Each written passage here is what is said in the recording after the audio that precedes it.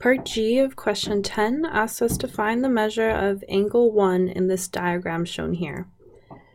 So I'm going to start by labeling some of these angles in the diagram, and then we can think about how these angles relate to each other. So I'm going to start by actually relabeling angle 1 as A. That's just because I find it easier to think of these angles in letter variables. And so I'm going to call this angle up here B, this one down here C, and this one over here D. Okay, sorry, that B is pretty bad. So looking at this diagram, we can see that what we have here is a tangent to the circle, and here we have an inscribed angle with the chord shown here. So if we remember from our notes, the angle between a tangent and a chord is equal to the inscribed angle that's opposite the chord. So that means that the angle between the tangent and the chord, angle C here, is equal in measurement to the inscribed angle opposite this chord. So that's B. So that tells us that angle B is equal to angle C. Looking at this diagram further, we see that the length of this chord is equal to the length of this side here. And so in this small triangle, what we have is an isosceles triangle. That means that these two angles at the bottom, C and D, are equal to each other. So we also know that C is equal to D. So putting this together, sorry, just to make it more clear, this is because of the tangent chord rule, and this is because it's an isosceles triangle. Okay, so putting this together means we have angle B is equal to angle C, which is equal to angle D. Okay, so now we can look at this large triangle we have here that extends all the way outside of the circle. And we know that the angles in a triangle have to add up to 180 degrees. So the angles in this triangle are A plus B plus C plus D. That's all the angles in this triangle, and those have to equal 180 degrees.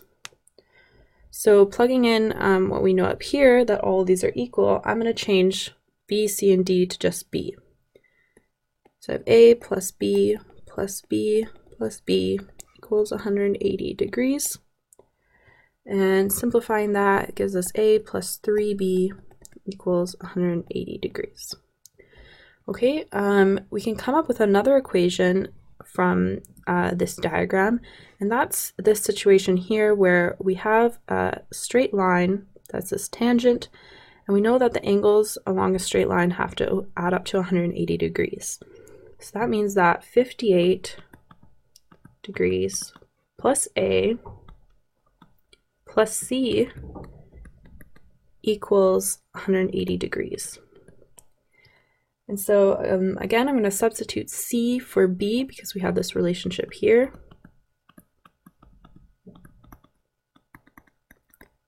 And I'm going to subtract 58 degrees from both sides of the equation. So that gives me A plus B equals 180 degrees minus 58 degrees is 122 degrees. So what I have here are two equations with two variables. So I can solve now for A, which is the angle I'm interested in, by combining these equations. So the first thing I'm going to do is rework this equation to get B in terms of A. So I'm going to subtract A on both sides, and I get B is equal to 122 degrees minus A. And so now I can plug that in for B in this equation. That gives me A plus 3 times 122 degrees minus A equals 180 degrees. So now I have only one variable in that equation, and I can solve for A. So the first thing I'm going to do is multiply this 3 into the brackets. 3 times 122 is 366 degrees. And 3 times negative A is negative 3A. So I'm going to combine like terms on this side of the equation. A minus 3a is negative 2a. Now I'm going to subtract 366 degrees from both sides of the equation, which leaves me with negative 2a is equal to 180 minus 366 is negative 186 degrees.